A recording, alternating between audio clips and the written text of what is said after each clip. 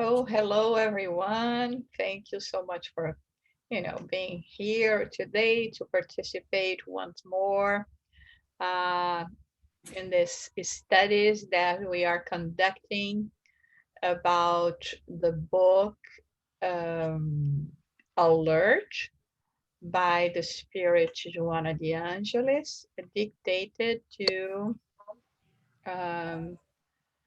just one second. Uh, to Divaldo P Franco. Let's see, okay, I got it now. So now we have it on our screen. And we are on lesson 40 today, a problem of the conscience. It's a very, I think, important story, very interesting for us, this chapter. As always, she's going to invite us to deep reflections. I would like to again remind all of you before we start that we are recording our study group, and if you don't want your face or your name to appear, just remove. It's easy to remove on the three dots. Okay. All right. So, A Problem of the Conscience by Joanna de Angelis.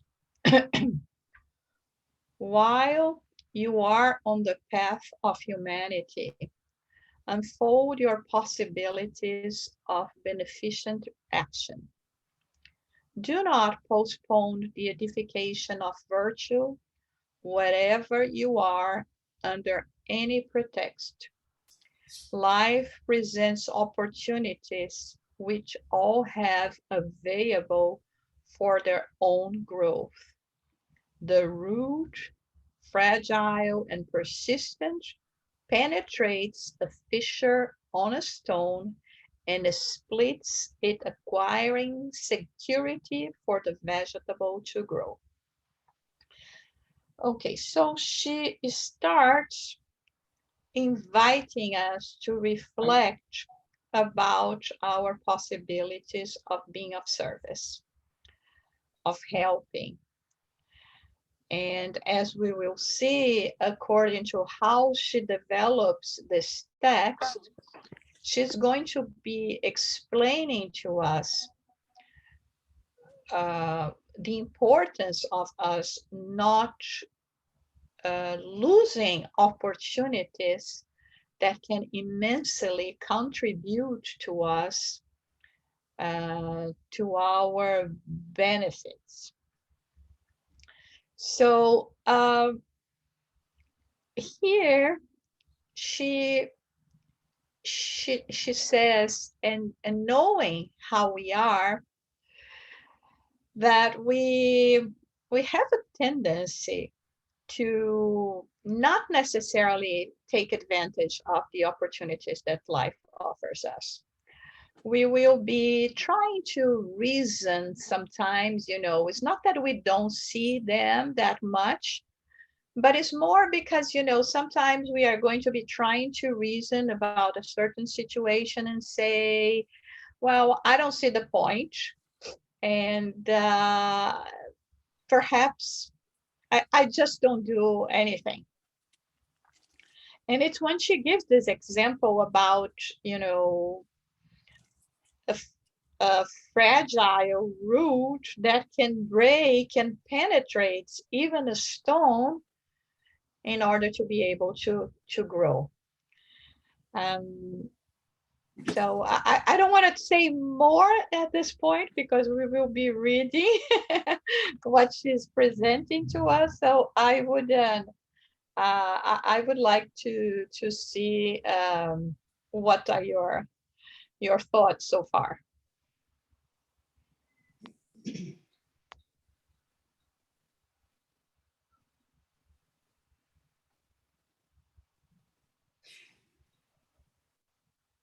Sometimes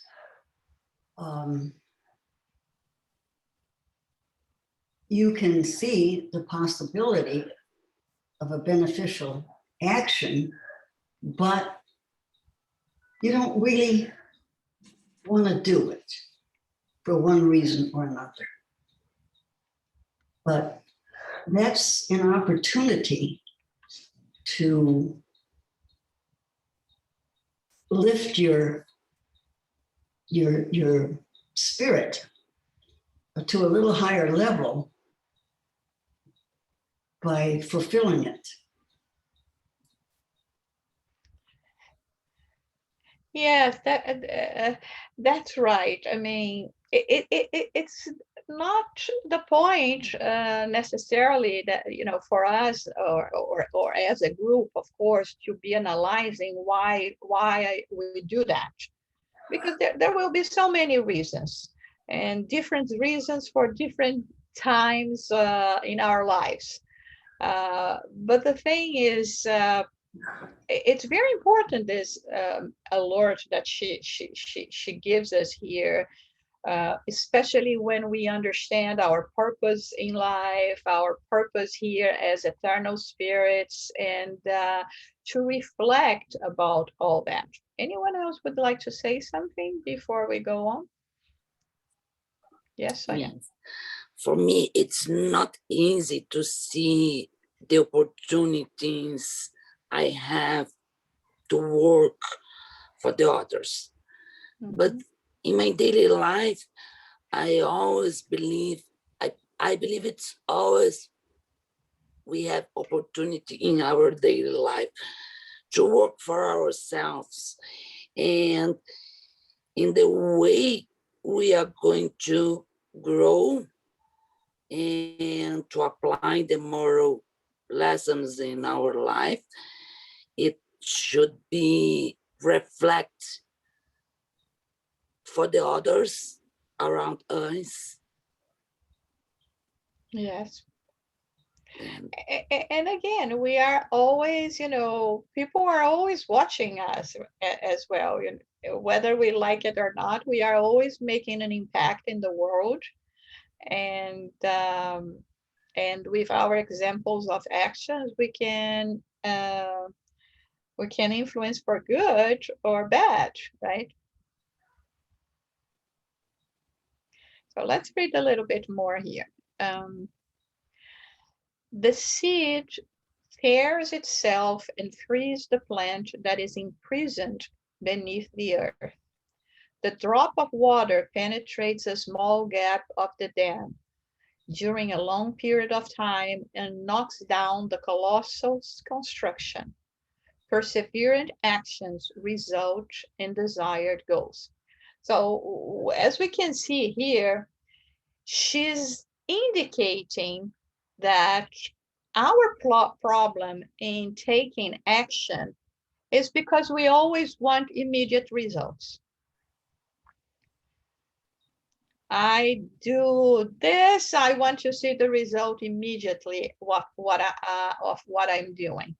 And because, of course, life is not this way and doesn't work this way, even when we are, you know, throwing seeds of goodness to the world, it doesn't mean that we will see immediate results. It's like, you know, when we have a friend that is asking for help, and then let's say you spend 2 hours on the phone consoling this friend, giving guidance, and then you hear that the friend did exactly the opposite of what you told him or her.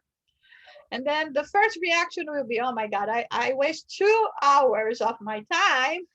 And what for? What's the purpose? Next time the friend calls you, you're not going to be that willing to hear the friend again and you know, to come to help. So we want to see the results, and we want to see the results according to our expectations. And here she's telling us this is not the way life works. Look at nature, for instance, and see that the persistent work is always going to succeed. But it is actually a matter of persistence, of being perseverant, and not dismay because we are not seeing immediate results. Any comment or question?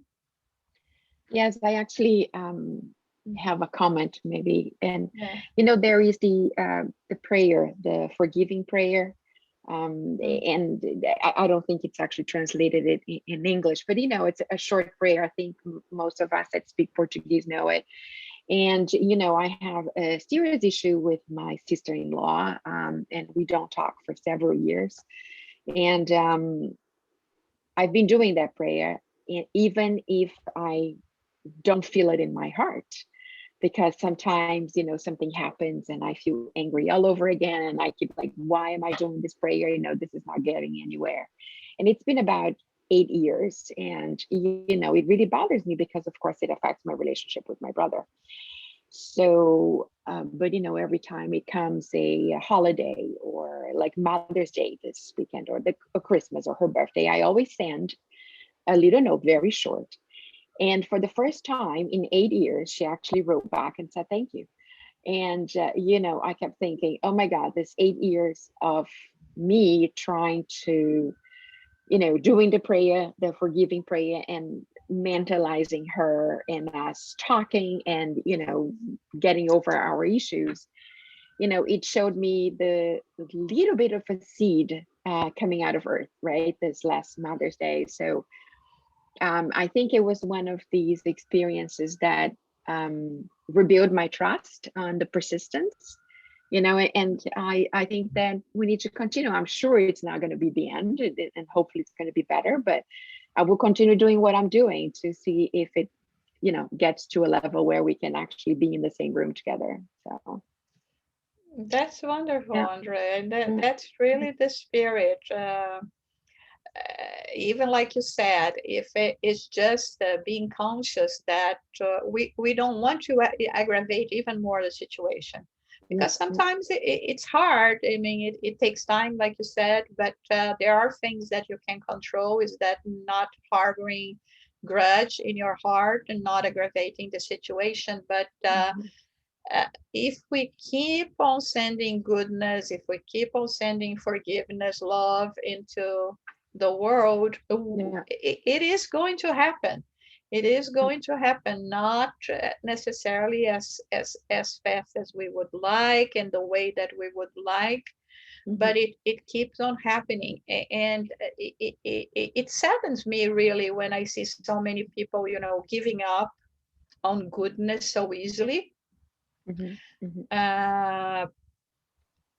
And I think this is what she's telling us here, because we will have to deal with our decisions. This is what a problem of the conscience means. My decisions, I'll have to respond to them, to myself. It's not that there is going to be a tribunal there to, the judge is waiting to judge me. No, there is no worse judge than your own conscience. When you know that, you didn't do something that you should, or you did something that you shouldn't. Okay, so let's see what else she says here. There are individuals who plan relevant achievements for many years while pain harvests lives who wait while perishing in misery. Innumerable individuals nourish superior aspirations and yearn to dedicate themselves to these aspirations. However, time passes without turning them into reality. So, in other words, we are dreamers most of the time, not doers. And we keep on finding excuses to not put in practice actions that we could be doing now. I usually say that we all, or as a rule, we have the tendency of either being missionaries or not doing anything. We want to start our good deeds with the label of missionary. And while we don't see the possibility of doing that, we keep on, waiting with our arms crossed, not doing anything. I've been working for a nonprofit organization for 20 years that was created by a medical doctor that she used to work in a hospital in a very poor area, a federal hospital where they would be attending families really that live below the poverty line. And it came to a time that she was transferred to the children's section. And she started realizing that the children that went there, they were keep on coming back all the time, not necessarily for lack of assistance while they were in the hospital, but because they would, return to their homes and live in miserable conditions of the slums and so all of that. So what did she do? She said, I have to do something about it. I know the government of my country will not be able to provide or more than they already provide, but there is something I can do. So what did she do? She had traveled recently to the US and bought a very nice set of linen for her bed. And at that time, the things that you had here in the US were always more, special. So she decided to make a raffle with this item that she bought for herself. So can you imagine how little she got? It was not that much. And this is how she started a work that next year is going to complete 30 years, and that has helped more than 100,000 people, doing a raffle of a set of sheep. So, she could have thought, I cannot do much. I don't have the resources to do much. But she said, well, there is at least a little something that I can do. And so I think this is what the lesson here is inviting us to think about, not to think about like, if I win the lottery, right? I will pay my 10% to God, right? Doing good deeds. So this is not what she's talking about here. So she says, we all have possibilities and we keep on postponing because now my working hours are too long. Now my immediate family requires assistance. Now this or that. Now I'm still finishing my studies. Now I'm going through the, there is never a perfect time for us to do anything if we think about it. There's always something happening. And so that's why she says there are so many people that really have the good seeds in their hearts, but they keep on waiting for spectacular opportunities to arise so that they can do something about it. So comments.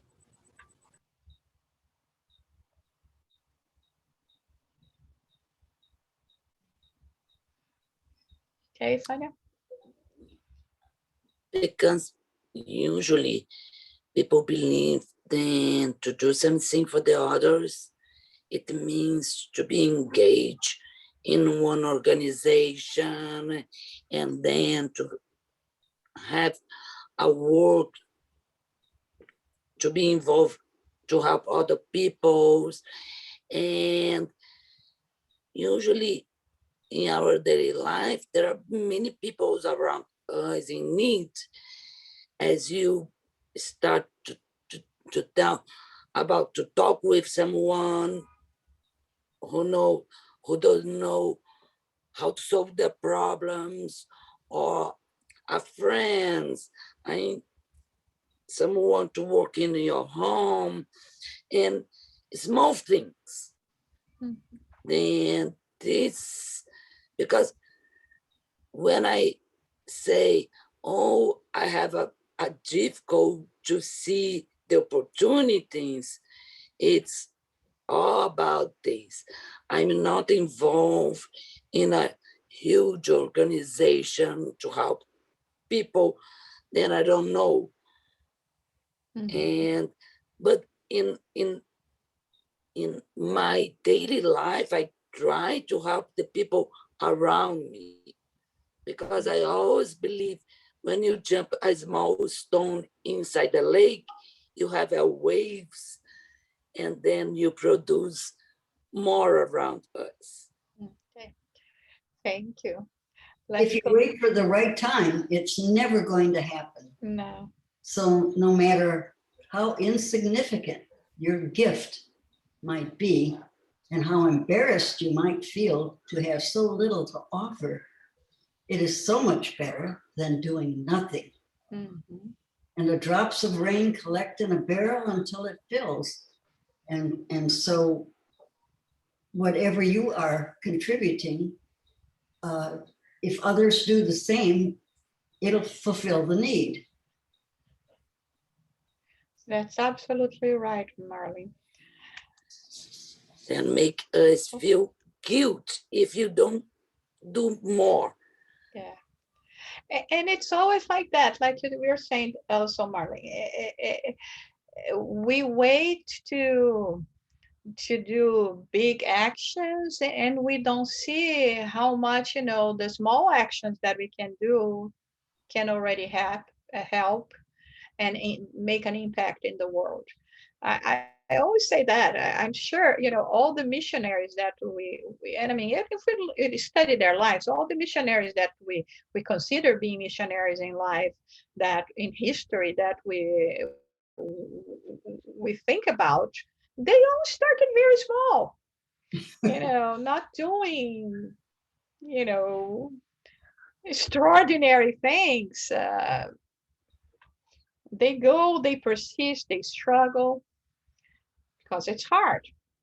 So she says, well-intentioned Christians dispute verbal charity, elaborating expressive plans under high-level conditions, while the opportunity passes and the pain becomes a cruel server. Unite action to your good projects without delaying the realization of the work of human solidarity. So here's all of a sudden we have an organization thinking, oh, let's discuss what would be the better strategy to give food to people that are in need.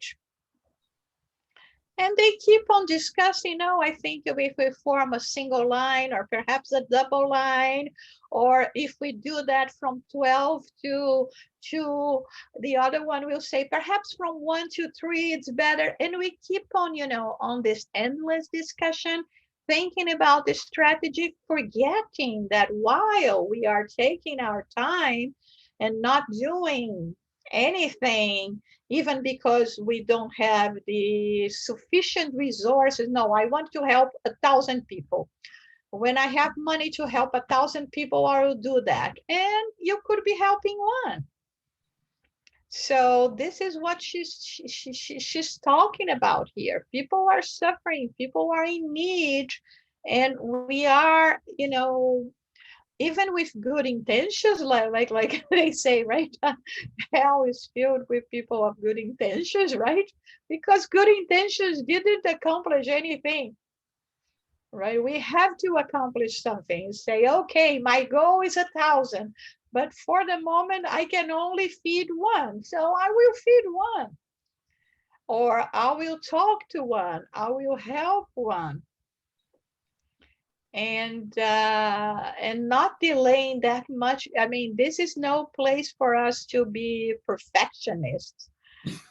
It's a way of, just putting things into action. So I'm going to cook, a pot of rice. Oh, this rice is not as fluffy as I would like it to be. So I'm going to throw it away. And while people are there waiting and say, no, it's good this way. Don't worry, just give us something.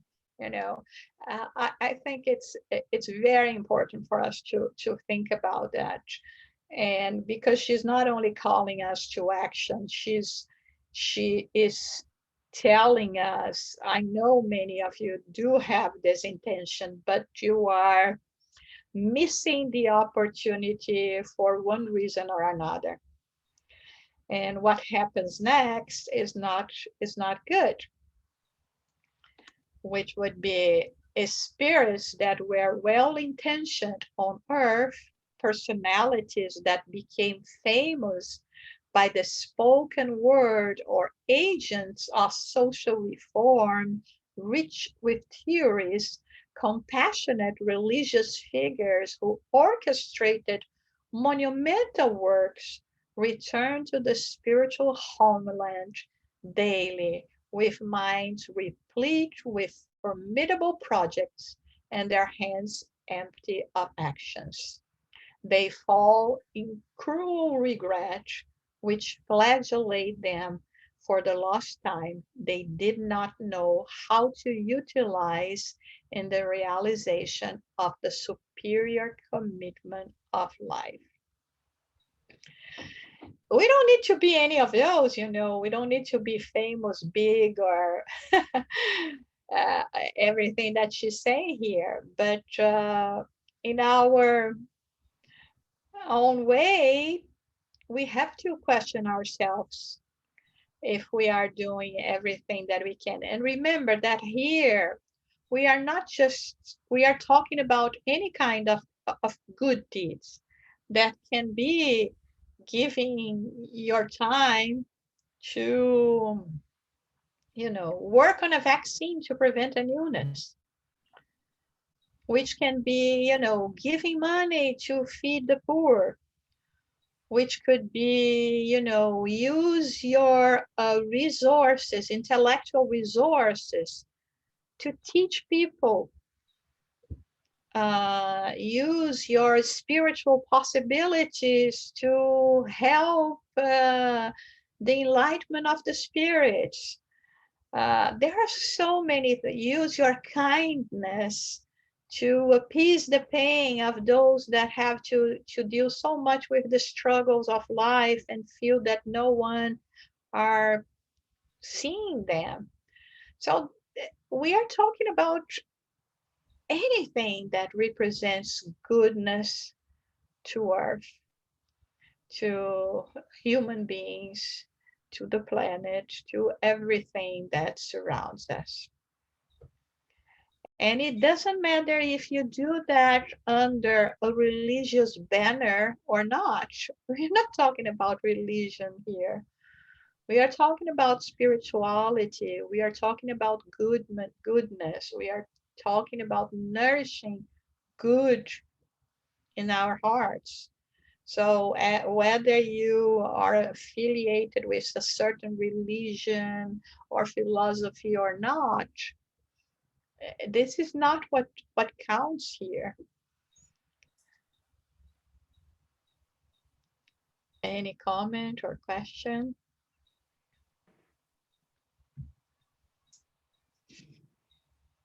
So let's read the last one. A problem of the conscience, personal and untransferable, is planned for good, discussed and cemented or not during the process of reincarnation. So, like we said, it's an individual choice. We have to be the ones deciding what we are going to be doing with that, with our possibilities. I cannot blame others saying, oh, it's because of Jusara that I didn't do good. Okay. Uh, uh, for whatever reason, or it's because of Sonia. No, I mean, we can't, or it's because of God. No, it's just us. And understanding that our goal in life is to improve ourselves, to better ourselves. And this betterment normally comes in the form of good that we throw in the world. So That should be our choice for the present, for this reincarnation, this opportunity of life that we are having. I also say that regardless of what we do, when we return to our through country, the spiritual homeland, as Joanna de Angelis mentioned here, I'm sure we all will have some regret, saying, okay, I did a lot, even if you did a lot, but perhaps I could have done a bit more, which means that it's very hard for us to fill up our cups. Imagine if we are not at least trying to do it. So let's try to do it at the best of our ability and not stay too much on the, on the talk, but let's, do the walk, right? How does the saying go? Philip? Stop talking and start walking. Yeah.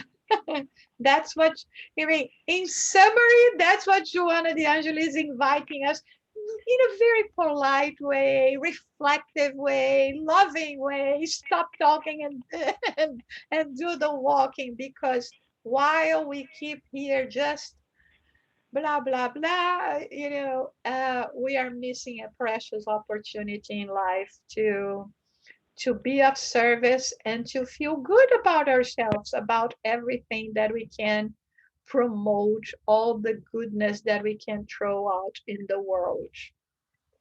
Okay, so that was the lesson we had for today. We still have time for questions or comments. It's Yes, very Sonia. good when you rest your head on the pillow and you can sleep well.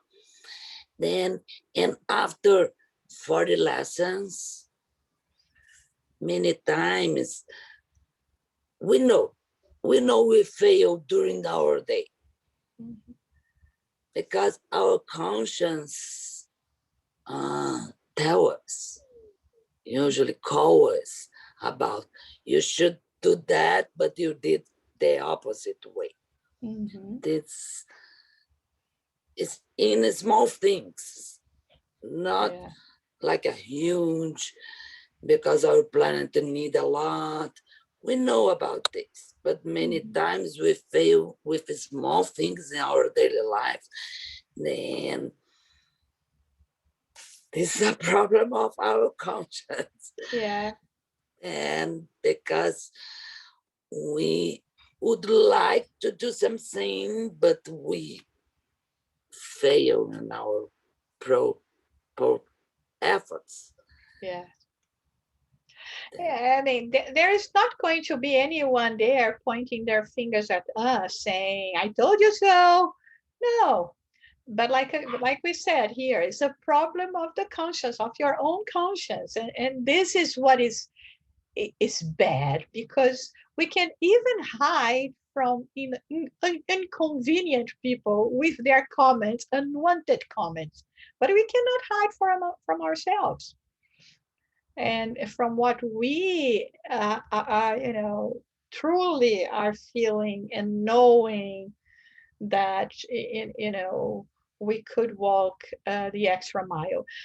Again, let us understand that here it, in no way those more evolved spirits are telling us, just give up everything, just put aside everything in your life. Because even in the gospel according to spiritism, they talk about, one of the most difficult missions we have is to belong to a family, right? I mean, is to deal with our own immediate family.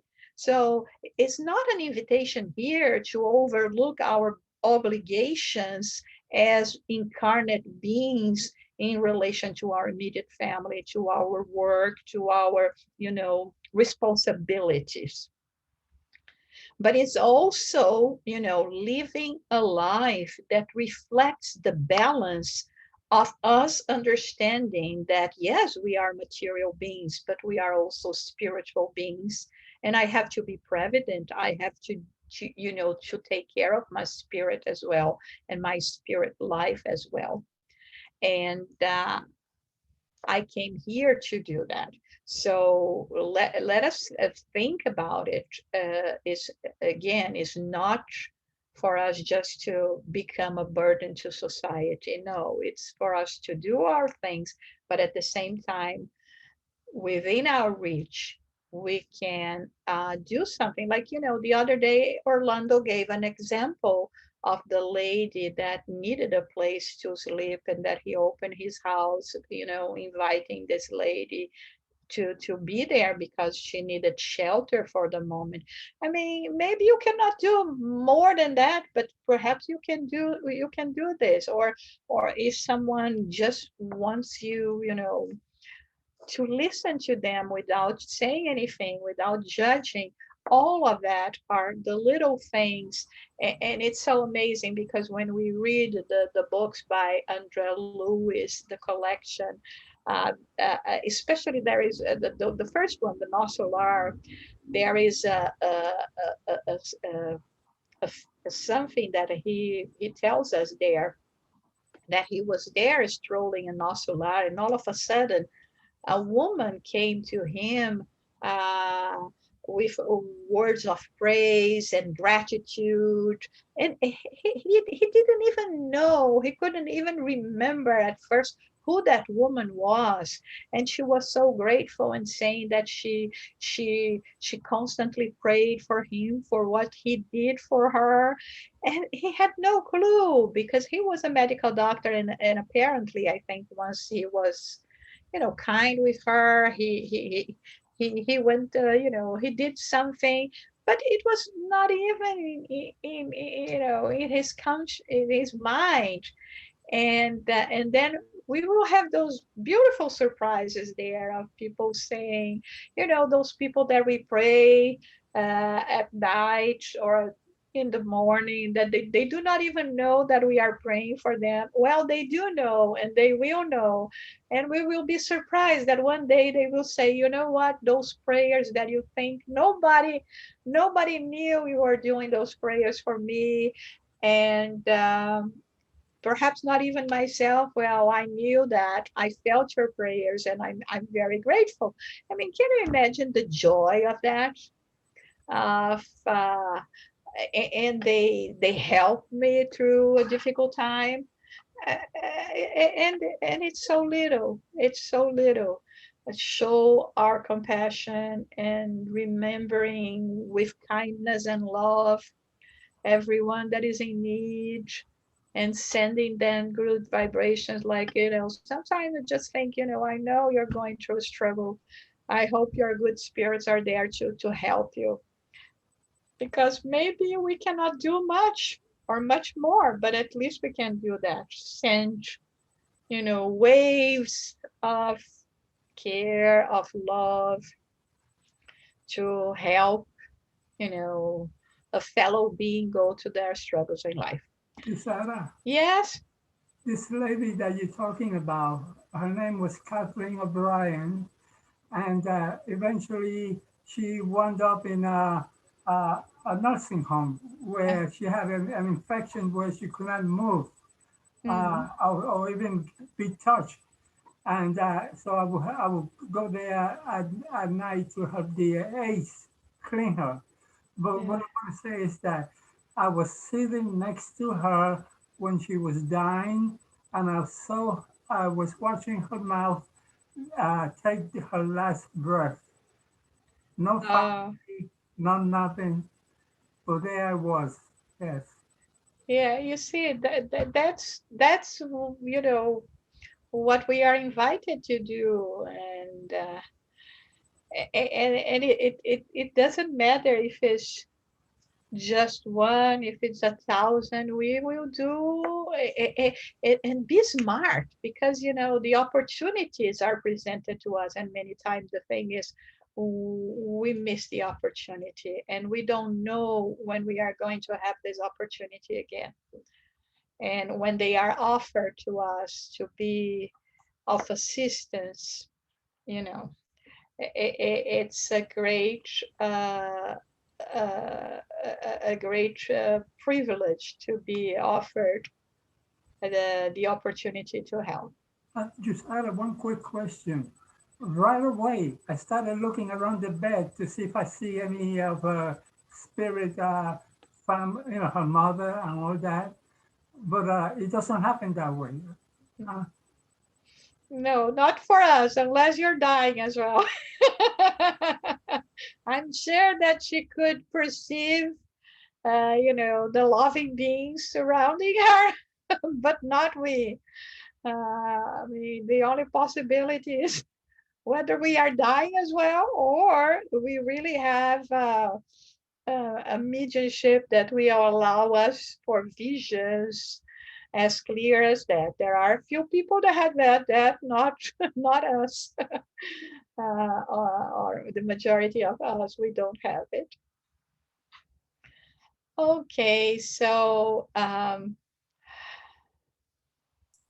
Philip, could you do the final prayer for us, please? Yes, I can.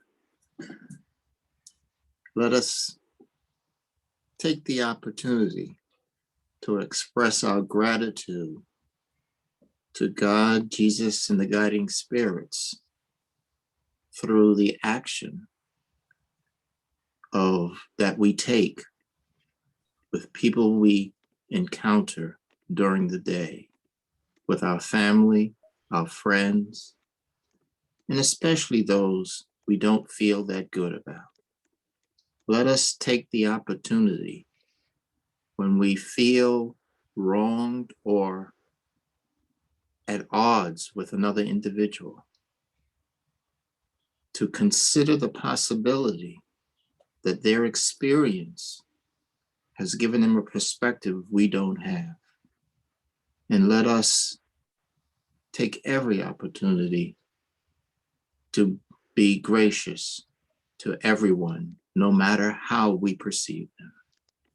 With that in mind, we say thank you to God, Jesus, and the guiding spirits. So be it. So be it. So be it.